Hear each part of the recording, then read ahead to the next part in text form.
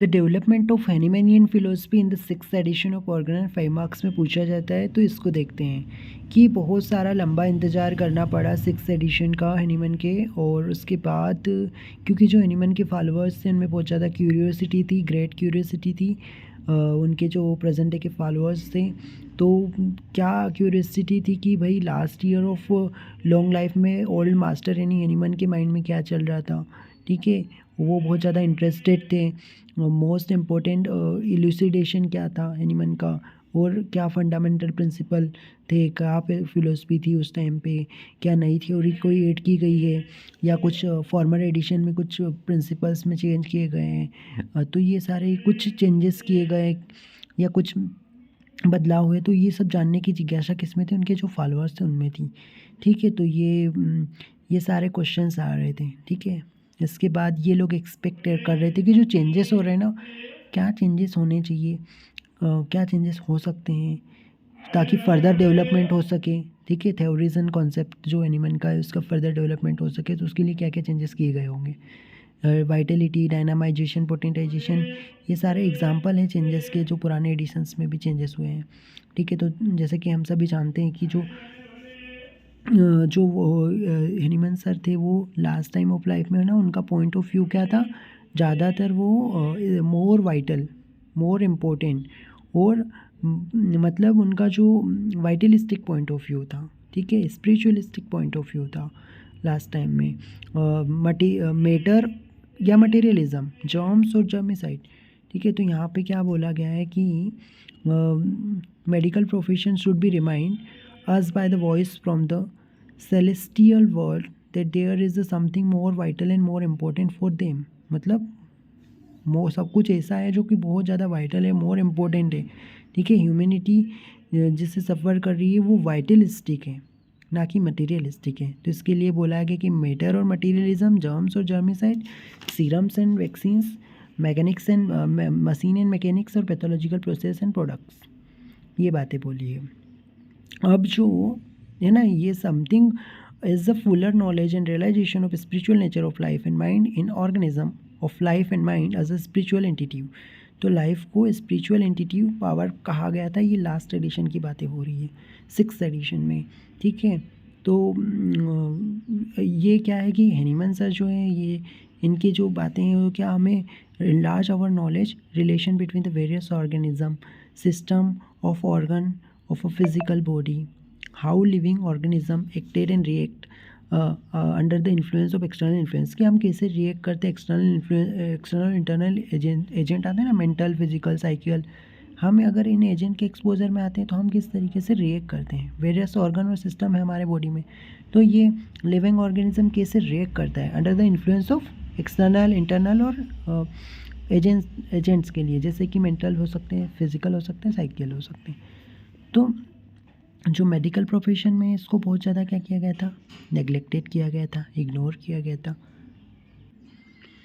Hahnemann in his later life, उनका जो concept था वो upon the spiritual and dynamic aspect of subject of medicine, है ना। लेटर लाइफ में हैनीमैन का ज़्यादातर कॉन्सेप्ट क्या था, तो यहाँ पे हैनीमैन का जो पॉइंट ऑफ व्यू था ना वो स्पिरिचुअल था, dynamical aspect of subject of medicine था, ठीक है। और इसके बाद में ऑर्गेनल में काफ़ी ज़्यादा, मतलब लास्ट एडिशन में उनका जो है ना potentization, infinite symbol dose, vital force, इसकी तरफ ज़्यादा फोकस था, डायनामाइजेशन पे था, ठीक है। पर जो बहुत ज़्यादा अपन डिफरेंस है इसके बीच में, डायनामिज्म और डायनामिस्ट और मटेरियलिस्ट के बीच में। डायनामिस्ट जो होता है ना वो हमेशा ऑलवेज इन द माइनॉरिटी, ठीक है। और bloody but on board, the long thin line in unbroken. तो यहाँ पे क्या है, 6th एडिशन ऑफ ऑर्गन की बात हो रही है। For then century the battle between the, बहुत सारी लड़ाइयाँ हुई किसके बीच में, डायनामिस्ट के बीच में और मटेरियलिस्ट के बीच में। डायनामिस्ट हमेशा माइनॉरिटी पे रहा है, ठीक है, क्योंकि डायनामिस्ट छोटा पड़ जाता है मटेरियलिस्ट के आगे। Bloody but onboard, the long thin line is unbroken. क्या है कि बाद में इन्वेंशन होते हो गए, बहुत सारे नए इन्वेंशन हुए, जैसे टेलीफोन, इलेक्ट्रिक डायनेमो, एक्सरे, फिर फोनोग्राफ, टेलीफोन, रेडियम, इन सब की डिस्कवरी होती गई, है ना। तो द न्यू डायनामाइजेशन, ठीक है, इस तो एंड कॉलॉइड्स एंड सॉल्यूशन, इन सब की डिस्कवरी होती गई, ठीक है। तो Hahnemann was among the first to recognise in their general application the first apply the modern medicine in therapeutics. तो हैनीमन पहले इंसान थे जिनने क्या पहले रिकॉग्नाइज किया था general application and first to apply the modern medicine.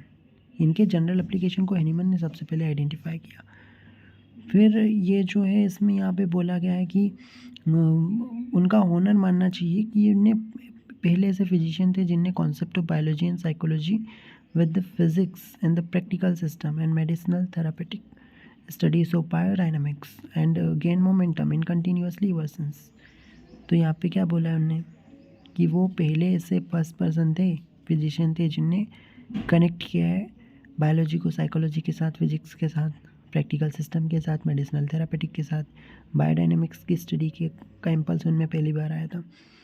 फिर जब यहाँ पे लिखा है कि उनने प्रिंसिपल्स बनाए, लाइफ एंड माइंड का रिलेशन बताया सबसे पहले, ठीक है।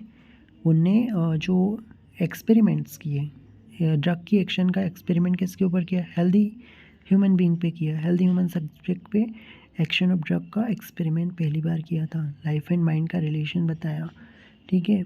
और उसके बाद ट्रू साइंस का foundation led to the foundation of true science and art of medicine and psychology. तो true science and art of medicine को फाउंड किया उनने, सबसे पहले उनने ही इस साइंस को बनाया कि true science and art of medicine बनाया, साइकोलॉजी है ना के साथ रिलेशन बताया। फिर इसके बाद में लास्ट वाले में बोला है कि जो philosophy of animal is based upon the psychological physiological, केवल इनकी फिलोसफी फिजियोलॉजी पैथोलॉजी पे बेस्ड नहीं थी। तो इनकी फिलोसफी फिजियोलॉजी पैथोलॉजी पर ही बेस्ड नहीं थी, बल्कि किस पे बेस्ड थी, स्पिरिचुअल साइकोलॉजिकल पर भी बेस्ड थी, है ना।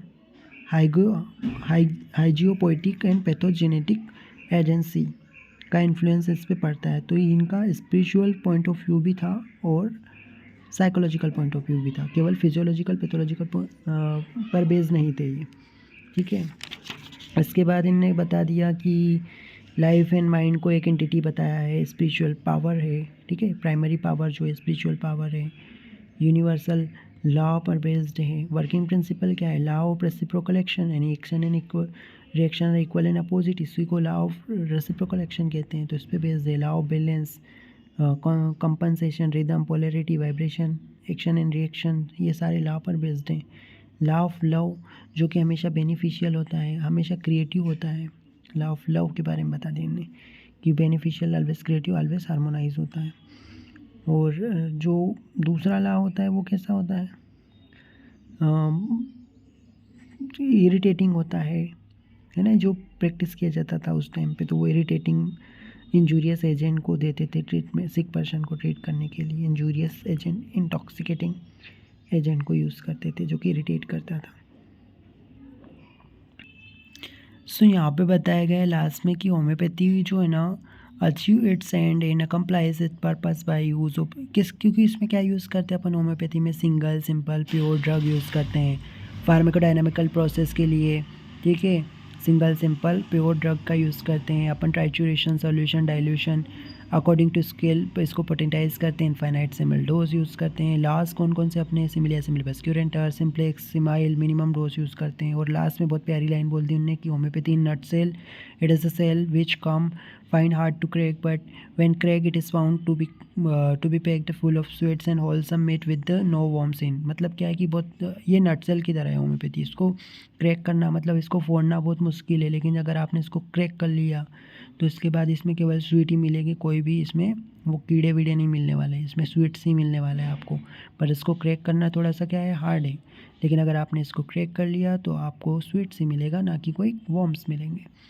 तो ये नट सेल है।